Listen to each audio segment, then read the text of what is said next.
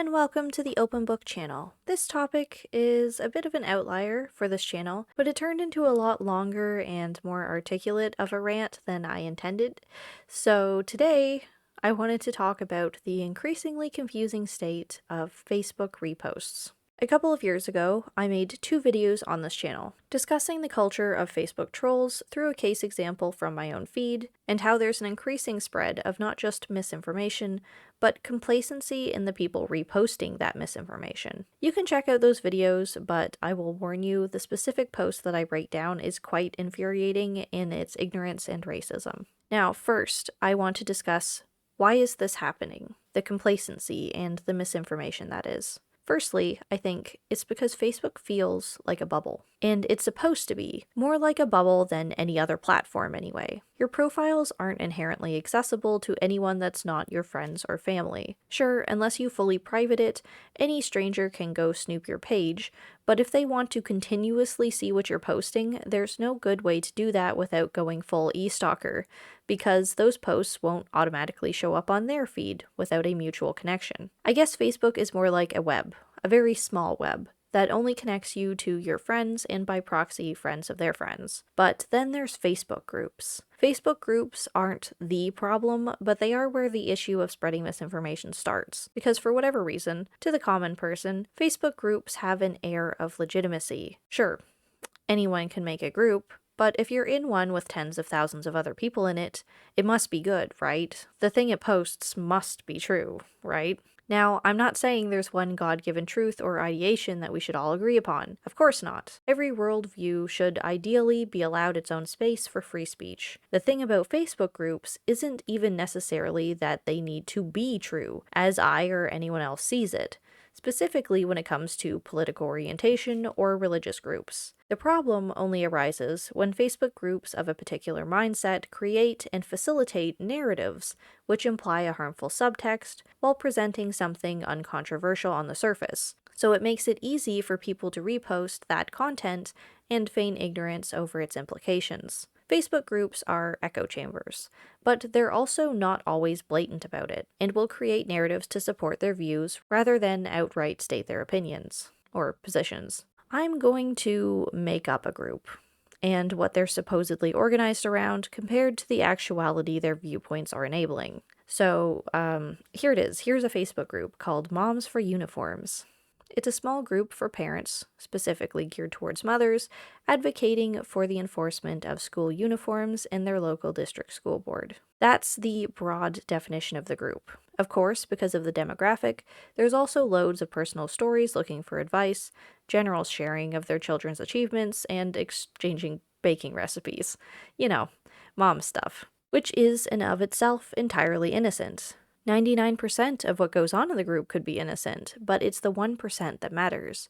The 1% that's nestled in among all the well-meaning posts that are the problem. Because if you agree with 99% of everything else in a group, you either pass by that one bad apple without registering it as harmful because you've assimilated the group's mentality as your own, or worse, you internalize that bad post because you are part of the group and that's how you think that you should be thinking too. And that's the thing. Groups write narratives, like I said. They hide their true intentions in the subtext. When Debbie makes a post to the Moms for Uniforms group complaining that the skirt length regulation at her child's school isn't being enforced, and oh, the poor young boys that have to traverse among these over-sexualized young tarts.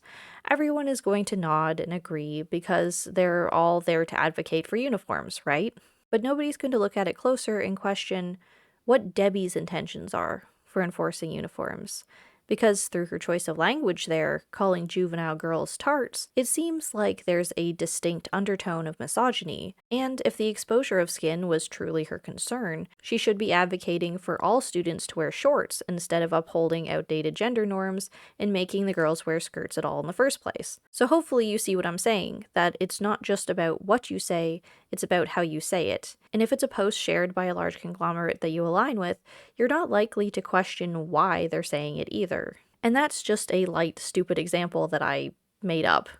The actuality of Facebook groups is much, much worse. I have a lot of people in and around my extended Facebook circle with some very close-minded and non-progressive values, let's say. which would be fine. Well, not necessarily fine, but it would be better if they said what they believed and were forthright with their discrimination, so we're all on the same page. But instead, they're part of right-leaning Facebook groups that make generalized posts their followers don't see a problem with because they're not taking the few seconds needed to consider what's the actual narrative of the post they're resharing. And I get a lot of low-key, racist, ageist, sexist things show up on my timeline from people that, if I pressed them for the true meaning of the post, they deny that they align with those definers, despite perpetuating that sort of rhetoric in the subtext of what they are constantly spreading. To them, because the post is from a group that shares their general sentiments, they think, of course, what it's spreading would continue to be in line with their beliefs. Of course, they would share it too. Facebook groups that adhere to a general mentality get away with posting misinformation that their followers then spread because they use that trust and inherent assumption that their followers are all the same and have the same interests at heart to post about things that they have no grounds to have an opinion on in the first place. As an actual genuine example, I've received an increasing influx on my feed over the last several months of people posting about how terrible electric cars are. P.S. I have an electric car. These are people who are my extended family, people who know absolutely nothing about electric cars, but feel empowered to reshare these misinformed posts because they got them from a Facebook group of otherwise like-minded folk. They don't need to know anything about the topic themselves, so long as the general consensus of the rest of the group is that electric cars are bad. It's the gospel then. They must be bad. And although they don't see it that way, they are blindly condemning me for something that they have no actual, personally sourced or founded information about. Facebook groups form opinions, and their followers accept them. And that blind trust that what the group is sharing has your best interests at heart, over actually knowing anything about what information you're spreading, is dangerous. Misinformation is dangerous, duh. Blindly following things is bad, duh. But the whole point of this video, much like the last one that I made, is to point out that it's not actually a big old duh at the time it's happening, you know? All this setup wasn't just to tell you that ideas are being formed and perpetuated without the people perpetuating them knowing it, or that these types of posts are necessarily getting sneakier, but they are getting more convoluted. They are getting convoluted to the point where if I asked the user what the post they're actually resharing means, they're not going to have an answer for me, because there is no answer. Because these posts have devolved into not making sense. They're just spreading misinformation, intolerance, hate, but mostly fear. Fear of things that people don't know so they can justify not having to know better. Exhibit A, this silly little post. I made this whole video about this stupid, seemingly harmless post. Why?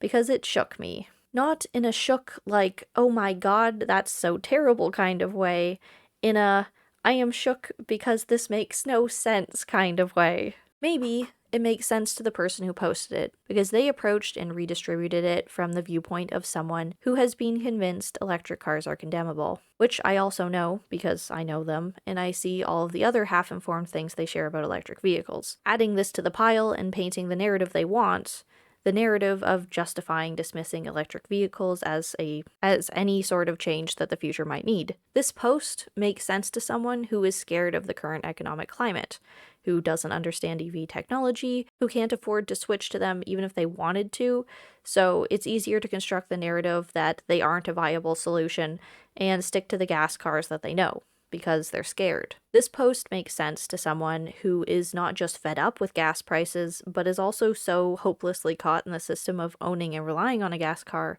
there's nothing for them to do but hate the alternatives on principle. It makes sense to them, in a twisted way, or they think it does, that it's serving their agenda. But does it even make sense? Does this post, in and of itself, make any sense? You know, technically, it's not wrong. Yeah, not having transports would effectively leave our current system of societal operations shut down. But what does this post want you to do? What's it alluding to? What's the call to action? Where a lot of posts by this individual are constructing an anti-EV narrative through the context of many misinformed and irrelevant facts about EV cars mounting to the condemnation of them, where does this fit into that? Maybe it feels like it should, because it's addressing the gas crisis and siding with the vulnerability of the livelihood of truckers, but I'm left asking myself, and what? When we run out of gas for truckers, and what? And what? The echo chamber has echoed so long and distorted so many times. The people listening to and trying to repeat the echo have no idea what the original message was. Taking all of the things that I can assume about the intentions of the person who reposted this, based on my personal connection to them, if I was coming at this with a like-mindedness to them, I still don't know what their point would be. Are we supposed to magically lower gas prices for a non-renewable resource? Are we supposed to buy less gas so the truckers have more? Should I buy gas for the truckers? Are we buying gas for the truckers now? Are we setting up a petition for companies and governing bodies to regulate the distribution of gas to make sure the transportation industry's large machinery operators are prioritized? If it were the last one, sure. Yeah, go ahead and try and do that. Go do that. If anything, this post, if I had to guess, would be a call for the redesigning of the infrastructure we have that's dependent on truckers needing gas so our society can function, to something more sustainable, like EV trucks or trains. But God knows that's not what the reposter would have wanted my conclusion to be. But that's what I'm really trying to point out here. These open statement posts going around in Facebook groups have become generalized to the point that it doesn't even apply to the narrative people want to be perpetuating when they repost it. In and of itself, this post is nothing but a pointless statement, but because it has refused to define itself, it's open to a plethora of different, even polarizing opposite interpretations. Everybody can look at it and get something different from it, but none of us are right, because it never had a point or a stance it was making in the first place. And that's all I wanted to talk about. It's kind of infuriating. I know that anybody watching this probably isn't the people that need to be told to read something and understand it before you go around spreading it. My viewers are the ones like me that are just absolutely baffled by the spread of nothingness, of misinformed posts that are trying to say something very poorly, so poorly that they kind of say the opposite of it. I don't need to tell you guys to please read things before you reshare them, but maybe send this video to someone else that you feel as though is doing that. Very, very passive-aggressive little like, hey, stop that, quit that, or get off Facebook. A lot of people should just get off of Facebook, honestly. Anyway, yeah, this was a bit of a weird one. Let me know if you sympathize with this overwhelming Facebook problem. Or you logged off years ago and have never looked back because I envy you. Anyway, thank you. I'll see you in the next video. Bye.